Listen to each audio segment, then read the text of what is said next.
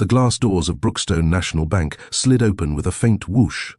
Inside, the air carried the quiet hum of printers, low conversations, and the clicking of keyboards.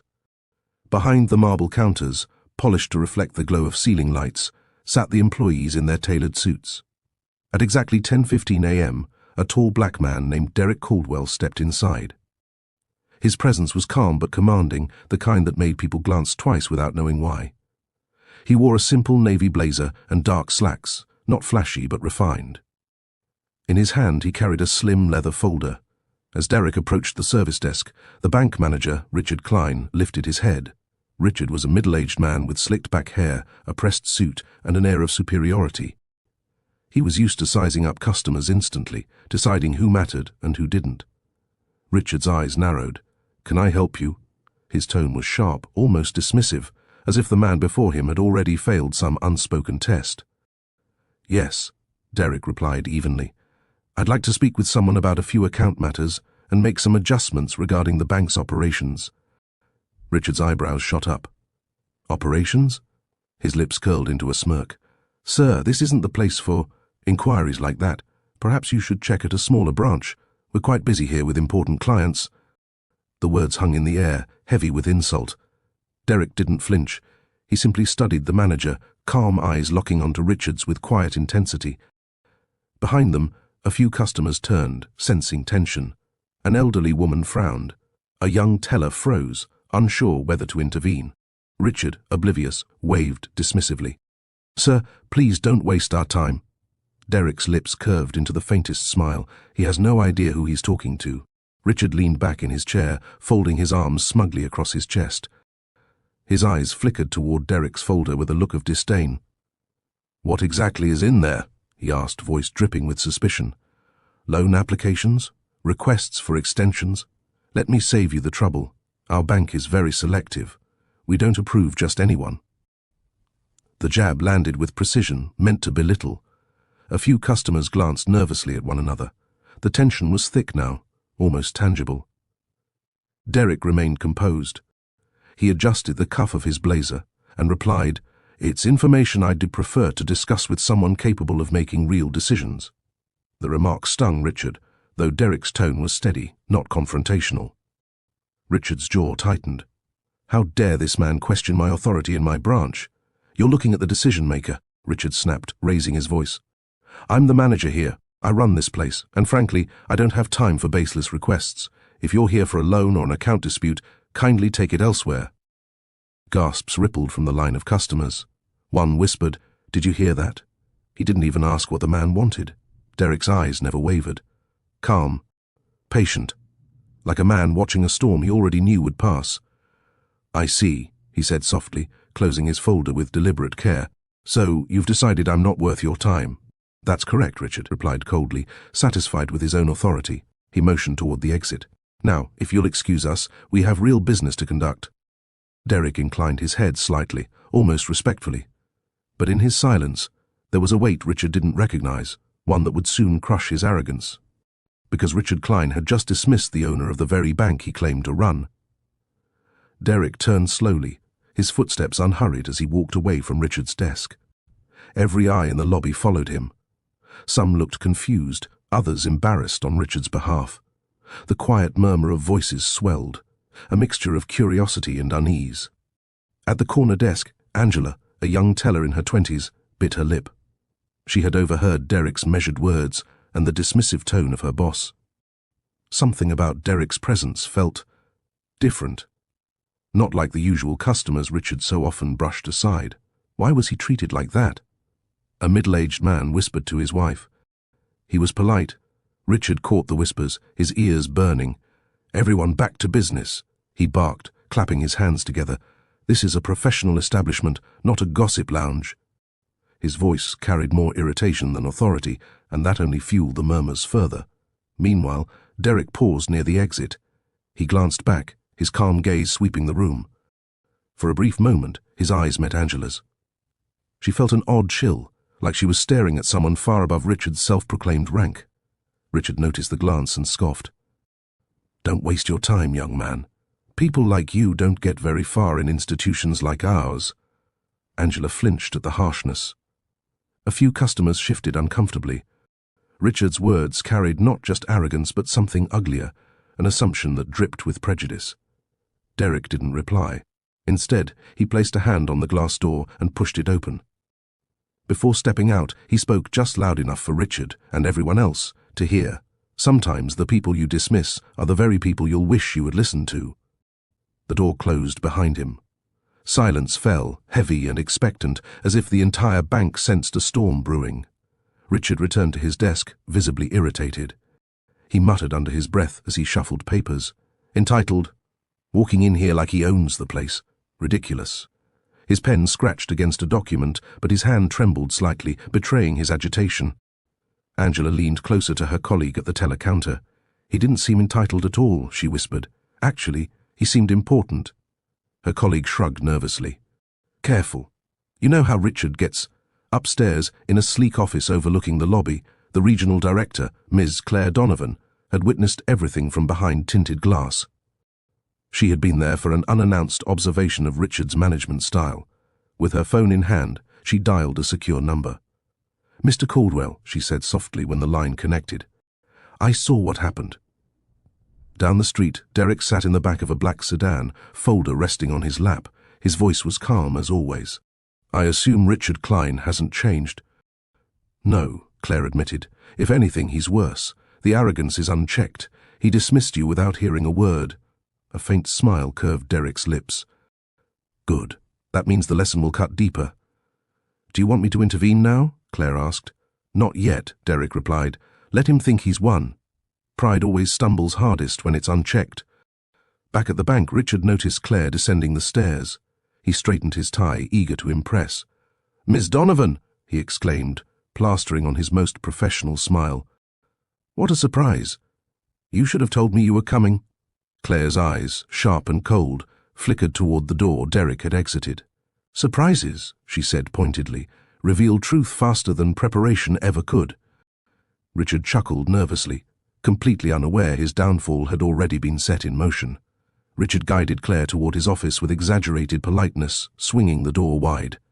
"Please, come in. We'll talk without distractions. These customers can be demanding."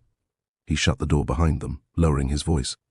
"I assure you, everything is running smoothly under my leadership. Profits are steady, staff is efficient, and we maintain only the highest caliber of clients." Claire's face was unreadable. She glanced at the framed certificates lining his wall, most of them outdated, some earned through short seminars rather than genuine achievement. "Highest caliber?" she repeated, her tone probing. Richard smirked. "Yes. I have a nose for identifying who belongs here and who doesn't. Like that fellow earlier." He waved dismissively toward the lobby. He walked in talking about operations. As if a man like that had any place discussing policy with me. Claire's expression tightened. "A man like that?" Richard leaned back in his chair, oblivious to the trap he was walking into. "You know the type. Overconfident, expecting special treatment. Best to cut them off before they waste our time. We can't let just anyone tarnish this bank's reputation." Outside the office, Angela pretended to sort papers, but her ears strained toward the door. Her stomach turned at Richard's words. She couldn't shake the image of Derek's calm eyes, his poised demeanor. Inside, Claire's gaze sharpened. "And what if you're wrong, Richard? What if dismissing someone so quickly damages more than just your pride?" Richard chuckled, puffing out his chest. "I've been doing this long enough to know I'm never wrong about people." Claire folded her arms, her silence louder than his arrogance. Richard mistook it for agreement, smiling proudly. But Claire was thinking only of one truth. He has no idea whose dignity he just trampled. Out in the lobby, the air was restless. Customers still whispered about the scene they had witnessed, while employees tried to act as though nothing unusual had happened. Yet the tension lingered like static before a storm. Angela returned to her station, her mind replaying Derek's quiet confidence. She leaned toward Marcus, another teller. "Did you notice the way he carried himself? He didn't look like someone begging for a loan. He looked important." Marcus frowned, lowering his voice. "I thought the same. Honestly, he seemed like he owned the place." Angela's eyes widened. "What if he actually does? What if Richard just embarrassed someone way above his pay grade?" They both glanced toward Richard's office door. Marcus shook his head nervously. "Don't say that too loud. You know how he is with anyone questioning him." Meanwhile, two customers approached Angela's counter. One, an older gentleman with silver hair, whispered, "Young lady, that manager was out of line. I've banked here for 20 years, but I've never seen someone treated with such disrespect." Angela swallowed hard. "I know, sir. I felt the same way." The man sighed, shaking his head. "Mark my words, behavior like that never ends well." Back in Richard's office, laughter could be faintly heard through the walls, Richard boasting yet again about his instincts.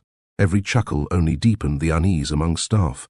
Angela's hands trembled slightly as she counted bills. Something inside told her they had just witnessed the beginning of a story that would explode far beyond their branch. Her gaze drifted once more to the glass doors Derek had walked through.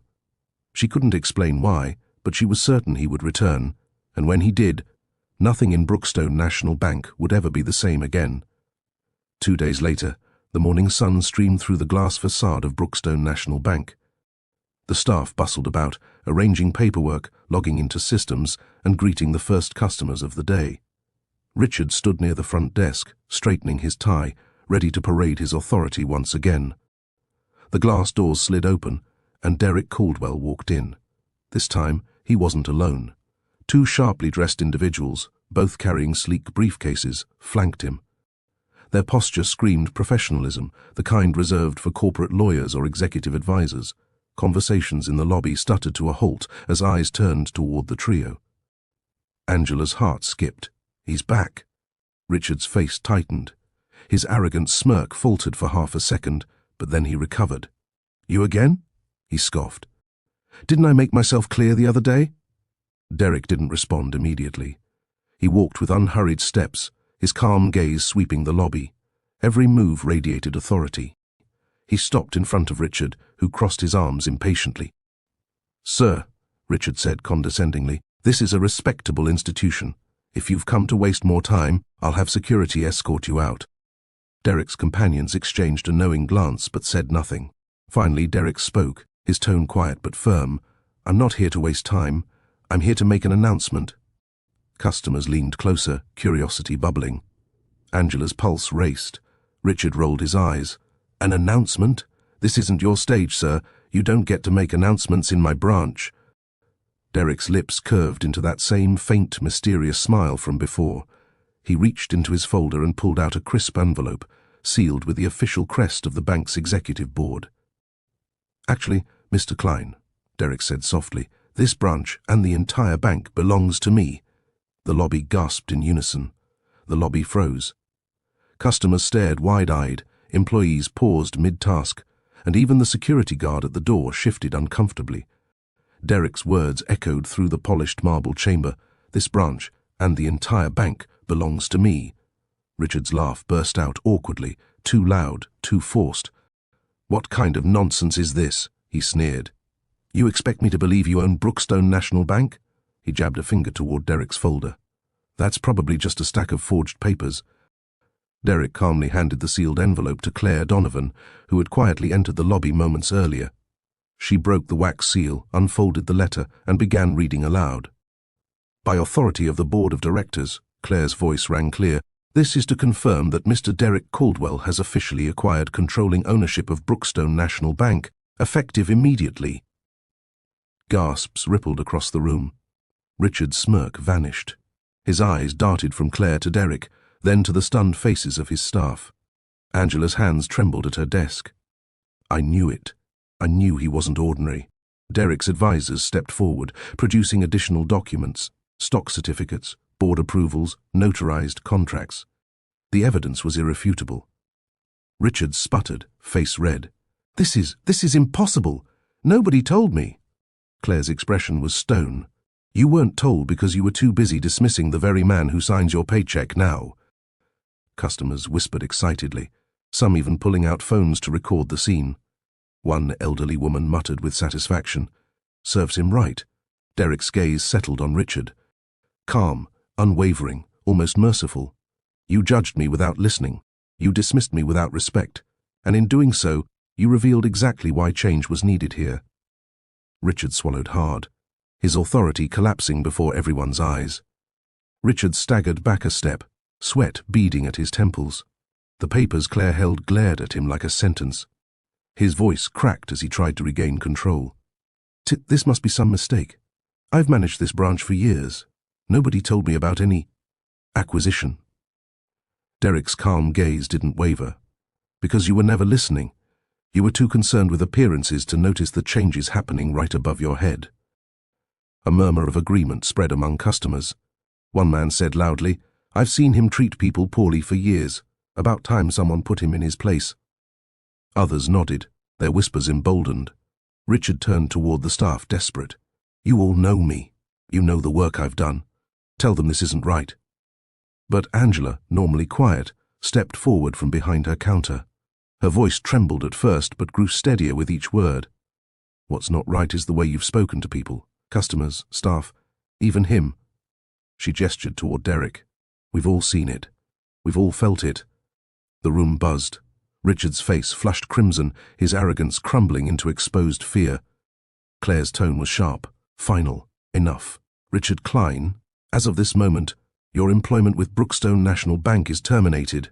Gasps erupted. Richard's mouth fell open. "Terminated? You can't."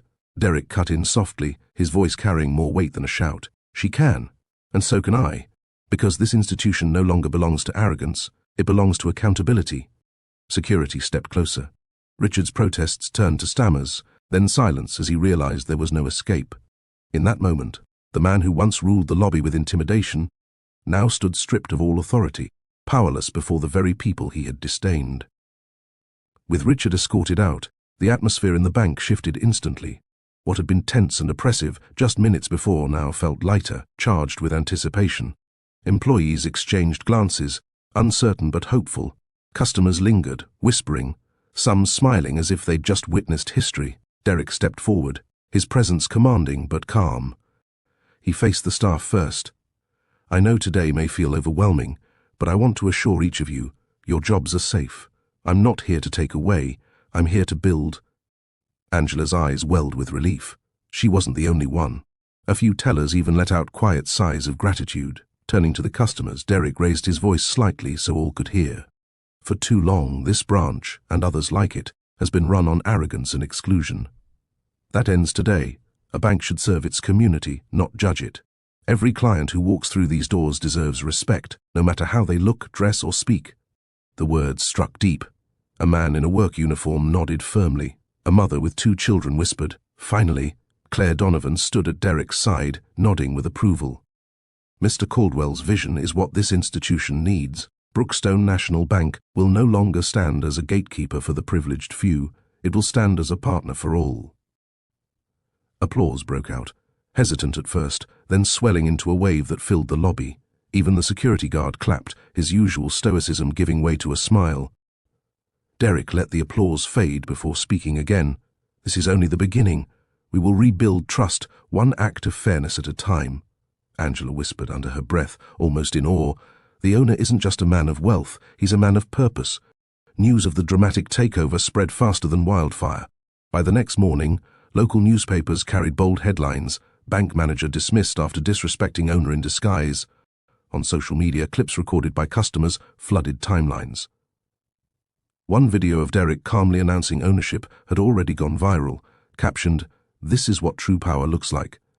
In cafes, barbershops, and offices across the city, people buzzed with conversation. "Did you hear about Brookstone?" The new owner stood up for dignity. That arrogant manager finally got what he deserved. Community leaders reached out, eager to meet Derek. Small business owners who had once been denied loans began lining up, hopeful for a chance at fair treatment. Mothers brought their children to open savings accounts, saying, "This is a place we can trust now." At the branch itself, the atmosphere transformed. The tension of judgment was replaced by warmth. Angela noticed customers smiling more, staff greeting people with genuine kindness. For the first time in years, the bank felt welcoming. Yet, not everyone was pleased. A few elite clients, those Richard once catered to exclusively, grumbled. "He's lowering standards," one complained. But their voices were drowned out by the overwhelming support from the broader community. Derek observed it all quietly, as he always did. He wasn't chasing applause, he was focused on purpose. To him, the true victory wasn't Richard's downfall, but the shift in culture that followed. At a late afternoon staff meeting, he He spoke with steady conviction. This bank will no longer serve as a fortress for the few. It will be a bridge for the many. Our success will be measured not just in profits, but in the lives we uplift. The room erupted in applause, louder than before. While Derek's reputation soared, Richard Klein's world crumbled. After his dismissal, he stormed home in disbelief, his mind replaying the humiliation. For years he had strutted through the bank like a king.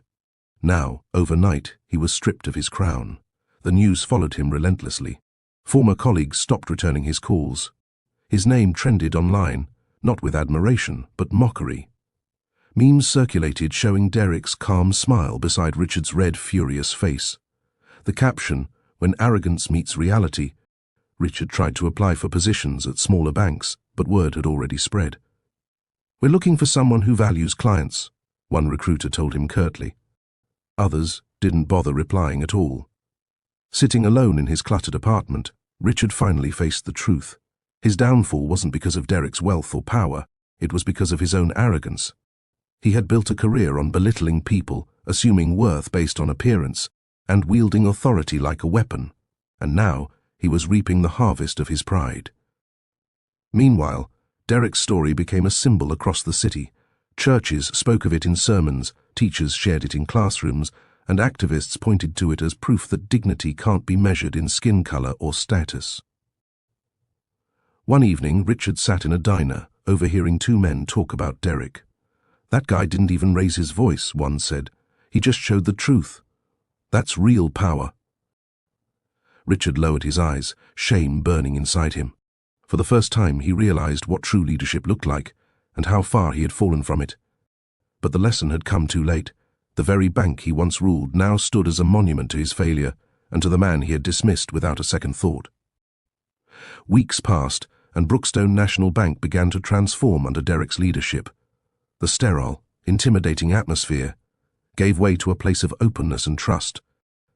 He ordered small but powerful changes, more community outreach programs, a fund dedicated to supporting local entrepreneurs, and financial literacy workshops for families. Angela watched in awe as people from all walks of life poured in. Factory workers, small shop owners, single mothers, each greeted with dignity. "This feels different," one customer remarked. "For once, a bank feels like it's ours too." During one workshop, Derek stood at the front of the room, speaking not as a distant executive but as a teacher. "Wealth is not only about money," he told the group. "It's about knowledge, opportunity, and respect, and each of you deserves access to all three." The staff, once fearful of Richard's criticism, flourished under this new leadership. Marcus, the teller, confessed during a meeting, "For the first time, I feel proud to work here." Angela, braver now, approached Derek after a long day. "Mr. Caldwell," she said softly, "you've changed more than a bank. You've changed us." Derek smiled gently. "A true leader doesn't just run an institution. He uplifts the people within it." Word spread even further. Other branches began adopting Derek's policies, and soon Brookstone was no longer known for arrogance. It was praised for fairness. Still, Derek carried himself with the same calm humility he had walked in with that very first day. He never boasted, never gloated over Richard's downfall. Instead, he focused on what mattered most, building bridges where walls once stood. And the community responded with loyalty, gratitude, and something Richard had never earned, genuine respect. On a quiet Friday morning, Derek arrived early at the branch. The lobby was empty, the polished marble floors reflecting the soft glow of the sunrise through the glass facade. He stood for a moment, taking it in, the same space where Richard had once dismissed him so arrogantly. But now, it was different. The walls no longer echoed with fear or prejudice. They carried the sound of laughter, genuine greetings, and the steady rhythm of people working with purpose. Angela joined him, holding a clipboard. "Everything's ready for today's community forum," she said. Her voice carried excitement. "We're expecting a full turnout." Derek nodded, his calm smile steady. "Good. This isn't just a bank anymore. It's a symbol, a place where dignity is non-negotiable." As the doors opened and the first visitors streamed in, families, small business owners, students, Derek greeted each one warmly. The man who had once been judged at the door now stood as the very figure welcoming others inside. Later that afternoon, during the forum, Derek addressed the crowd. His voice was calm, but every word resonated. I wasn't judged by what I said or what I carried that day. I was judged by what I looked like. And that judgment was wrong. This bank is proof that respect should never be conditional. Every person has worth, and every voice matters. The audience rose in applause, some with tears in their eyes. Angela felt her chest swell with pride as she clapped until her hands stung. As the noise settled, Derek glanced toward the very door Richard once pointed him toward. His smile deepened. The story had come full circle, for arrogance had crumbled and respect had risen in its place. Brookstone National Bank had finally become what it was always meant to be.